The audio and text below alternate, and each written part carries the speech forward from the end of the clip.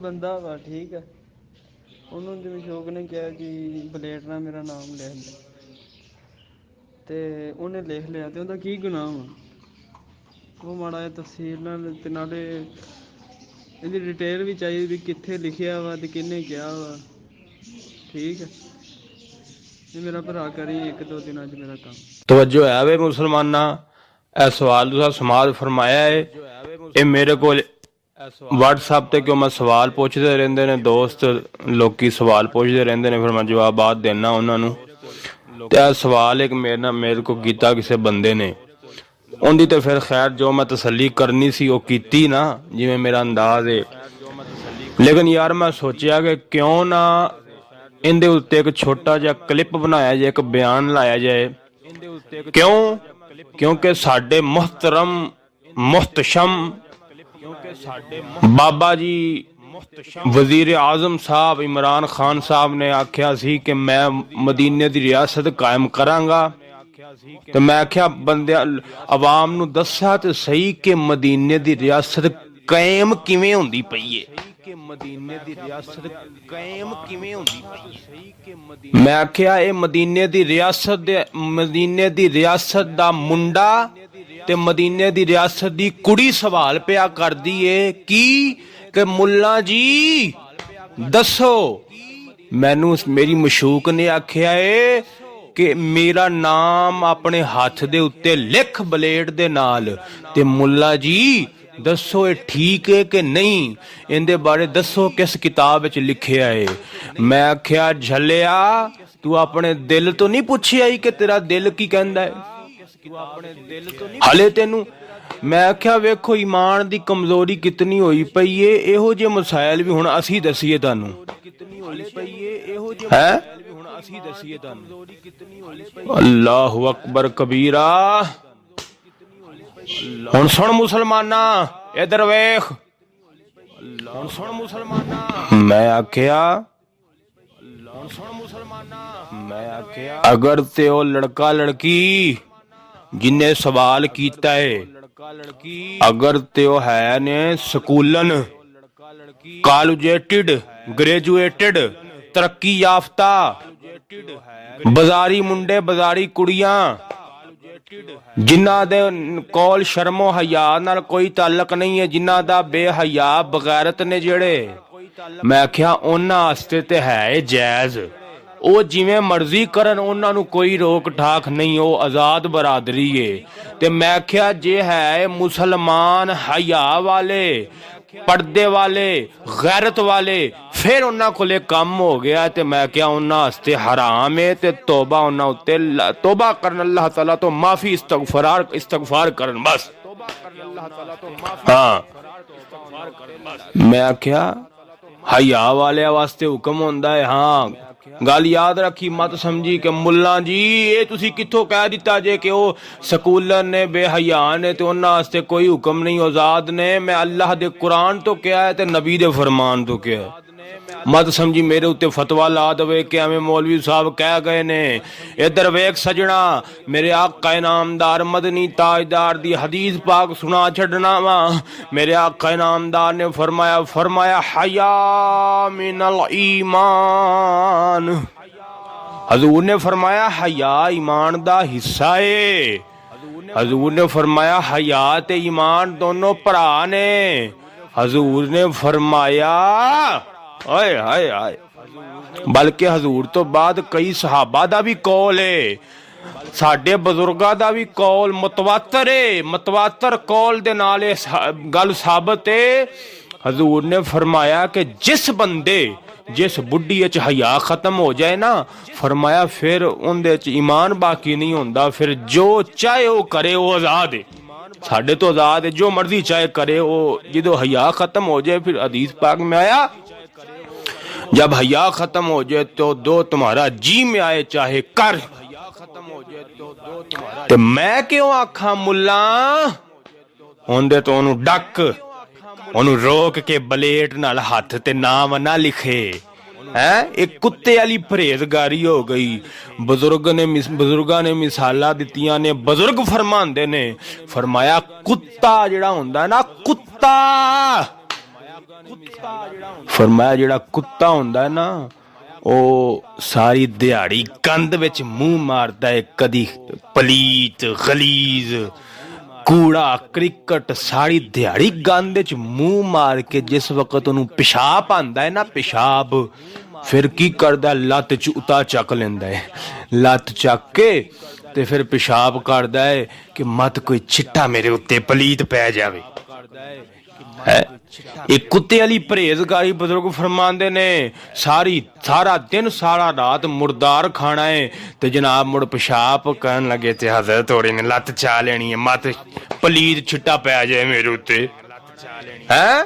ਤੇ ਸਾਰਾ ਦਿਨ ਸਕੂਲਾਂ ਕਾਲਜਾਂ ਦੇ ਅੰਦਰ ਬਾਜ਼ਾਰਾਂ ਦੇ ਅੰਦਰ ਬੇਗੈਰਤੀ ਦੇ ਪਾਠ ਅਦਾ ਕਰਨੇ ਨੇ। ਤੇ ਹੁਣ ਸਾਡੇ ਕੋਲ ਪੁੱਛਣਾ, ਮੁੱਲਾ ਜੀ ਦੱਸੋ ਹੱਥ ਉੱਤੇ ਬਲੇਡ ਨਾਲ ਲਿਖਵਾ ਸਕਦੇ ਆ ਕਿ ਨਹੀਂ?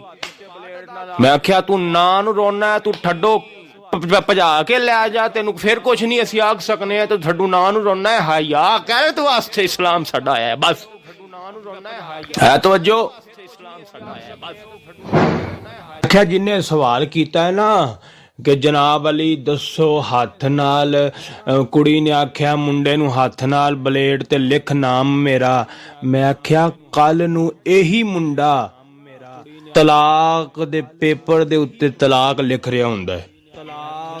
ਮੈਂ ਆਖਿਆ ਜਿਨ੍ਹਾਂ ਦੀ ਜ਼ਿੰਦਗੀ, ਜਿਨ੍ਹਾਂ ਦੀ ਮੁਹੱਬਤ ਐਵੇਂ ਬਲੇਟਾਂ ਨਾਲ ਹੋਵੇ ਨਾ, ਫਿਰ ਜ਼ਿੰਦਗੀ ਦੇ ਅੰਦਰ ਵੀ ਤਲਵਾਰਾਂ ਹੀ ਚੱਲਦੀਆਂ ਨੇ, ਕਦੀ ਮੁਹੱਬਤ ਤੇ ਜ਼ਿੰਦਗੀ 'ਚ ਸਕੂਨ ਨਹੀਂ ਰਹਿੰਦਾ। ਮੈਂ ਕਿਹਾ ਇਸ਼ਕ ਮੁਹੱਬਤ ਪਿਆਰ ਜਿਹੜਾ ਹੁੰਦਾ ਹੀ ਉਹ ਬਲੇਡਾਂ ਨਾਲ ਸਾਬਤ ਨਹੀਂ ਹੁੰਦਾ। ਹਾਂ ਯਾਦ ਰੱਖੀ, ਉਹ ਗੱਲ ਅਲੱਗ ਹੈ ਕਿ ਇਸ਼ਕ ਮੁਹੱਬਤ ਕੁਰਬਾਨੀ ਜ਼ਰੂਰ ਮੰਗਦੀ ਹੈ, ਲੇਕਿਨ ਕੁਰਬਾਨੀ ਮੰਗਦੀ ਹੈ, ਕੁਰਬਾਨੀ ਮੰਗਦੀ ਹੈ, ਕੁਰਬਾਨੀ ਹੈ, ਕੁਰਬਾਨੀ ਨਹੀਂ ਹੈ, ਜ਼ੁਲਮ ਹੈ, ਜ਼ੁਲਮ ਹੈ, ਜ਼ੁਲਮ ਹੈ, ਕੁਰਬਾਨੀ ਹੈ, ਕੁਰਬਾਨੀ ਨਹੀਂ ਹੈ, ਜ਼ੁਲਮ ਹੈ। ਇਧਰ ਵੇਖ ਮੁਸਲਮਾਨਾ, ਇਧਰ ਵੇਖ, ਇਧਰ ਵੇਖ। ਇੱਕ ਸ਼ਖਸ ਜੋ ਮੇਰੇ ਪਿਓ ਨੂੰ ਮਾਰੇ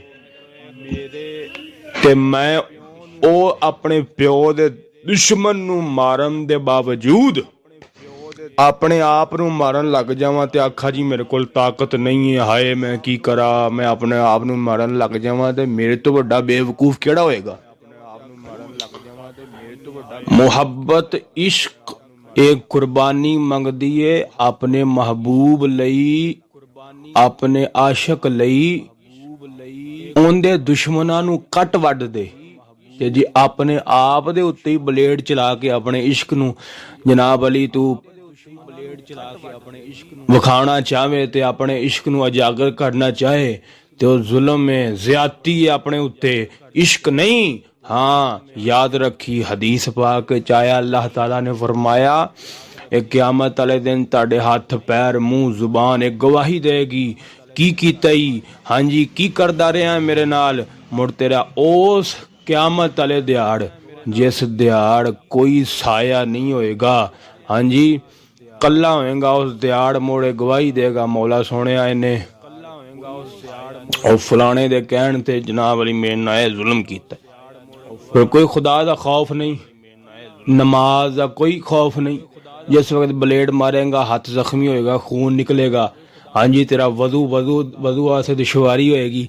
फिर हजरत जी मेरे जख्म हो गया, दसो वजू होंदा है कि नहीं? मैं क्या मौला अली ने फरमाया बंदा दरिया च डुब रहा होवे, अजान सुने नमाज अजान सुने तो उन्हें चाहिए नीयत करे नमाज दी। मैं क्या उत्थे ते मौला अली ने यह नहीं फरमाया कि अपनी जान बचावे फिर नमाज पढ़े। मैं क्या जान नालों ज्यादा अजीज मौला अली नू नमाज सी ते तू एक बेगैरत लड़की वास्ते जनाब अली तू अपना नमाज अल्लाह दी ते अल्लाह रसूल दा हुक्म नू कुर्बान कर रहे हैं झलिया। तेनू ये हया वाला ते मुसलमान कौन आखेगा है? आए हाय हाय मुसलमाना मुक गई गैरत साडी, मुक गई गैरत। मां हुक्म करे ते मां नू ते अगो 100 जवाब देना है ते कंजरी गश्ती रंडी दे हुक्म ते तू आखना फिर मसले पुछना फिरना दसो जी मेरा से जायज़ है कि नजायज़ है। ब्लेड हाथ उत्ते मार के ना लिखना है गल्ला ते हुण बोहन दोस्ता, लेकिन गैरत हया से इतनी बढ़िया ने। दुआ करो अल्लाह सोना सानू गैरत हया वाली जिंदगी अता फरमाए, गैरत ईमान वाली जिंदगी अता फरमाए। ते अज दे मौजूदा दौर ते जिहड़ी आशिया मशूकिया लड़ रहे ने ते लोकी लड़ा रहे ने ना, इन्हां तो सानू पना बख्शे ते सानू इहो जी तरक्की तो सानू दूर ही मौला सोना रखे ते आमीन है जी। असी इस तरक्की विच ना फसदे हाँ। ये जेड़ा इस तरक्की फस जाए ना, उनकी तरक जाती है, वो फिर कोई शै बचदी नहीं। तवज्जो है। आखिर दे अंदर आखे तो एक ईमान फरोद वाकया सुना देना है, जरा तवज्जो है, जरा मुसलमान जरा खड़के दड़के ना लाखी ना सुभान अल्लाह। ये तो स्कूलों की गल सुना रहा ना, हुण इस्लाम वाली भी गल एक सुना देना। लड़की कहंदी है लड़के नू तुसा तक दे क्यों नहीं हुसन मेरा, ओए तुसा तक दे क्यों नहीं हुसन मेरा, कदी मर्द जवानियां झक दे नहीं, कदी मर्द जवानियां झक दे नहीं। अगो लड़का की जवाब देंदा है, मैं आख्या अगर अज दा हुंदा ना तो उन्हें कहना सी ओ छक चल छाडा पड़ा जफ्फा मार, पर कसम खुदा दी मुहम्मद अरबी दा गुलाम सी, कहंदा है ओए जिन्ने हुसन मुस्तफा दा वेख लिया, जिन्ने हुसन नबी दा वेख लिया, ओ तां गैर वल्ले कदी तक दे नहीं। फिर लड़की आखदी है तुसा मन दे क्यों नहीं हुक्म मेरा, तुसा मन दे क्यों नहीं हुक्म मेरा, तुसा रब कोलो क्यों डर दे नहीं। अगो लड़का कहंदा है असां कैदी जुल्फे मुहम्मद दे, असां जाल दे अंदर एवें फस दे नहीं।